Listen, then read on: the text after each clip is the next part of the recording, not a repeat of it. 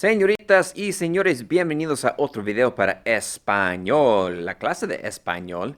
Y ustedes se fueron a la casa, yo estoy aquí después de la escuela. Sí, ladies and gentlemen, yes, I am still here working hard for you to bring you the maximum español knowledge possible. So muchas gracias por ver este video. As always, thank you for watching this video. And I figured I'd start this video by talking to you about some of my favorite things. You probably have been into my classroom here at Chino Hills High School in beautiful Chino Hills, California, USA. Maybe as an estudiante or maybe as a visitante. But in case if you're wondering why I have my room set up the way it is, then maybe I can have you follow me. And let's go this way, MTV crib style.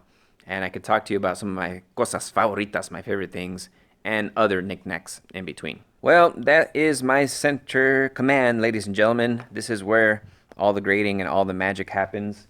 That is my Windows 10 laptop, and it's a Dell XPS. And then, of course, I have an external monitor, especially when I'm doing something like this, like video editing. Es muy útil. It's very useful. And what do I have here on my table? Well, as you can see, you caught me in the act. I am, let's see, I'm trying to avoid getting germs, so I've got one of those handy wipes. Son las 4:11. Sí, señoritas y señores. Sometimes I like to buy one of these candles right over here from Marshalls or TJ Maxx, you know. So that way you guys don't smell what some students bring into la clase de español. Let's just put it that way. Let's see, teléfono. Look at this guy right over here. I just got him the other day. All right. Excelente. It's my little Android buddy right over there. Keeps me company after school. It's the only person I talk to, usually, when you guys get out of school. Aquí tengo mi radio, internet radio, right over there. And let's see here. ¿Qué más que les puedo decir? And then, of course, all the knickknacks. Most definitely, hay que tomar agua, hay que tomar mucha agua.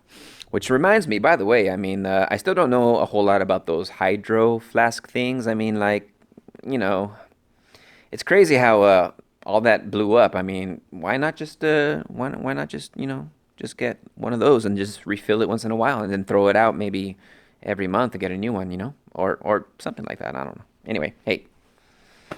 I'm old, okay, so I have no idea what you guys, are into anymore. Maybe you can also explain to me all about those crazy Supreme stickers, which basically is just a sticker that says Supreme. What's that all about? Anyway, my stapler, my red stapler. I believe you have my stapler, and for those of you who probably recognize that, that's from a very famous movie back in the 90s called Office Space.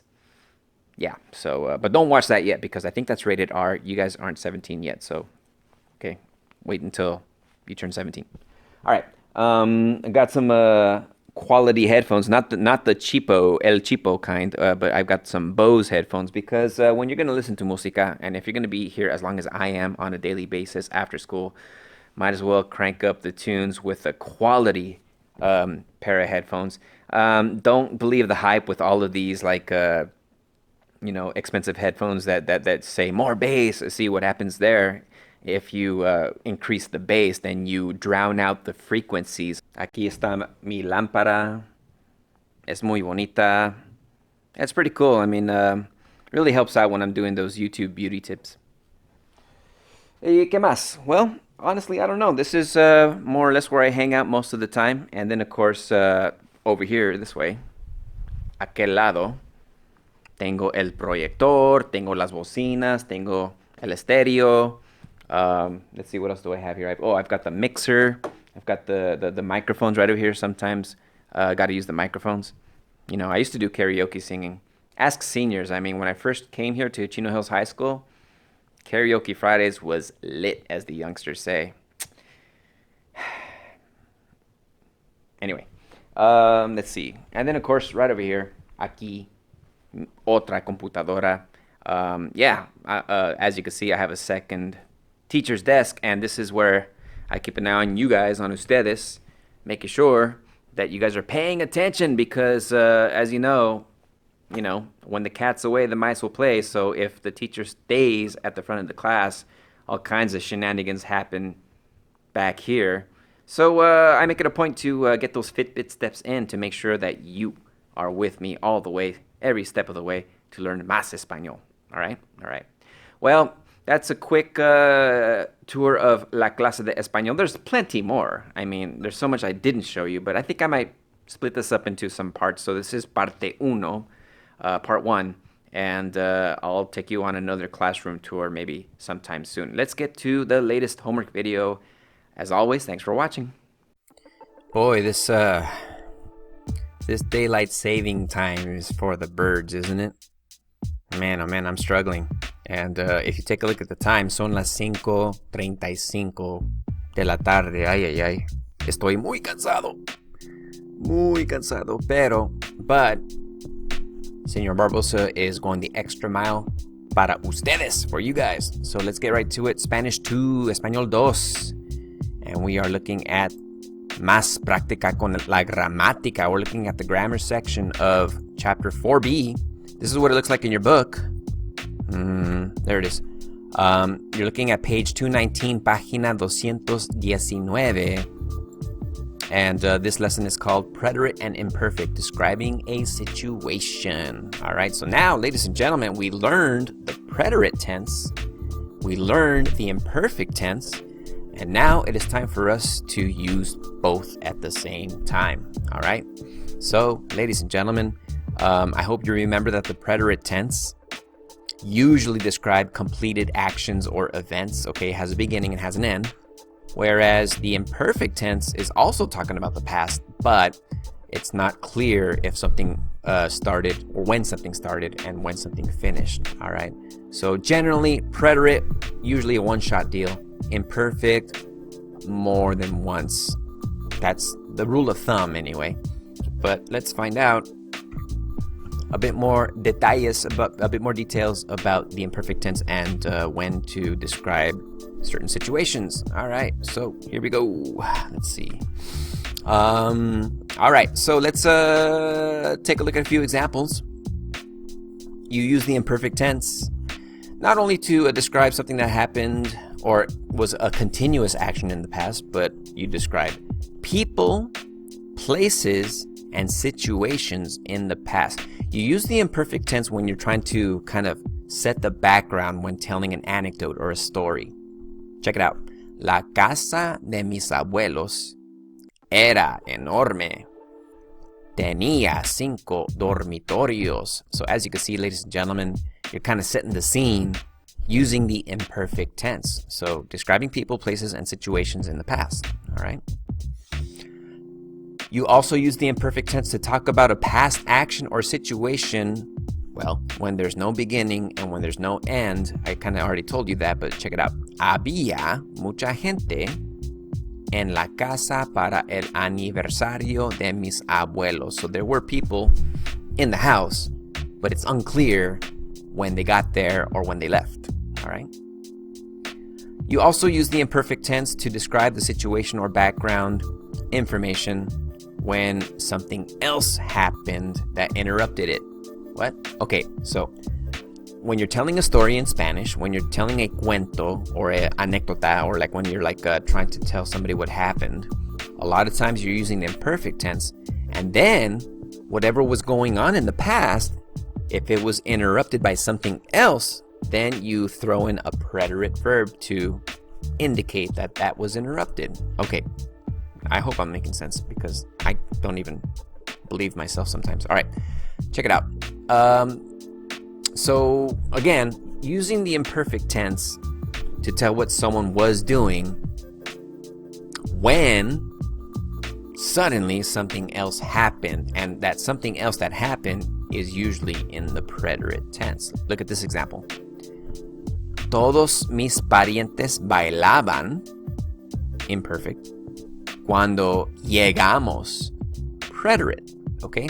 So, and it's gonna probably be in that order, all right? It's gonna be in that order. Usually in a Spanish sentence, it's gonna be imperfect first, and then preterite second. All my relatives were dancing, imperfect, when we arrived. Preterite, okay? So when you're trying to describe a situation or when you're trying to tell a story in Español, those are the criteria that you need to keep in mind. All right, so let's recap. You use the imperfect tense to describe people, places, and situations in the past. You use the imperfect tense to talk about a past action or situation where there was no beginning and there was no end. You use the imperfect tense to describe a situation or background. You know, hacía frío, it was cold. Había mucha gente, there was a lot of people. And then, kind of the equivalent in English to when you want to say when suddenly, if there was something else that interrupted that setting, that situation, then the thing that interrupted it is going to be preterite tense. Okay, so again, you use the imperfect to tell what someone was doing when something else happened, and when that something else happened, it's a preterite action. Okay, so there it is, ladies and gentlemen. That's the imperfect tense, and the conjugations are still the same. They still end in aba, abas, aba, abamos, and aban, and ia, ias, ia, iamos, and ian, except for the three irregular ones, ir, ser, ver. So, but that's a little bit about when else to use the imperfect tense. Okay, and then the next grammar lesson that you need to know for Capítulo 4b, Chapter 4b, is something called reciprocal actions. If you know what the word reciprocal means, it's something that you guys do to each other or for each other. And yeah, there's a lot of, like in the past, at the beginning of the school year, we learned something called reflexive verbs. It's kind of like that when you look at the mirror and you see your reflection when you're doing something to yourself or for yourself. But now, in this case, now it's reciprocal. You're reciprocating actions when you're kind of doing something to each other or for each other. All right. Página 224, page 224 in your textbook for the breakdown. Well, the book version anyway. But let me show you the PowerPoint version right over here.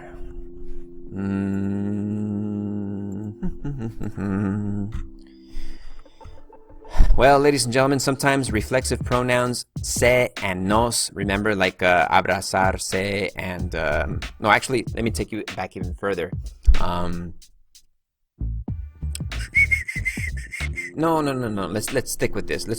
Okay, because I don't want to confuse you with past stories and then mix it all in, and it'll be all a big mess. Okay, sometimes reflexive pronouns such as se and nos, you can use those to express the idea of somebody is doing something to another person or for another person. These are called reciprocal actions. So check this out. Los novios, the boyfriend and girlfriend, se abrazaban, imperfect conjugation there, y se besaban, another imperfect conjugation there. So this first action used to be abrazarse. Now, if you remember from reflexive verbs a long time ago, the se part at the end usually indicated that it was a reflexive thing that you did to yourself or for yourself. But in this case, now you're doing these actions for somebody else. Se abrazaban. So abrazar is your infinitive, but then se abrazaban is, what do you call it? The imperfect conjugation. Se besaban, same deal. Okay, we are looking at the imperfect conjugations of besarse and abrazarse. The bride and groom, or boyfriend and girlfriend, were hugging and kissing each other. Okay, again, these are actions that you do to yourself or for yourself. Por lo general, generally speaking, nos saludábamos con un abrazo. También nos dábamos la mano. So we are all saying hello to each other. Nos saludábamos. Imperfect conjugation with a hug. We also shook hands. We would shake hands is probably the better translation, because again, this is all imperfect. Nos dábamos la mano. ¿Cómo estás? Okay. So as you can see, these are all actions that are being reciprocated. And that's it, really. So abrazarse, besarse, darse la mano, those all behave like those old reflexive verbs I showed you, like cepillarse los dientes and levantarse de la cama. But now it's the same conjugation, but now these actions are for somebody else. And that's it. All right. So those are your quick and dirty grammar lessons for Chapter 4B in your Spanish 2 textbook. Así de fácil. That's how easy it is. And I really wish that it was this easy for all the grammar lessons. But as you know, some chapters in this textbook are more difíciles than others. So, just try to stick with your pal, Señor Barbosa, throughout the school year. I'll try to help you get there, okay? All right, that's it. Me tengo que ir a la casa. Look what time it is. Man, I told myself that I wouldn't stay this late. I want to go see my family, my beautiful esposa, and my beautiful bebés, mi hijo y mi hija, But just like in The Godfather, man. If you ever seen The Godfather, every time I try to get out, they pull me back in. Yeah. Anyway, all right. I'm out of here. Ustedes tengan un buen día. Have a great day. And please, don't forget, most definitely, leave your comment in the comment section for the points. And keep making time for Español to get that good grade in la clase de Español, Spanish 2. Adiós a todos. Take it easy.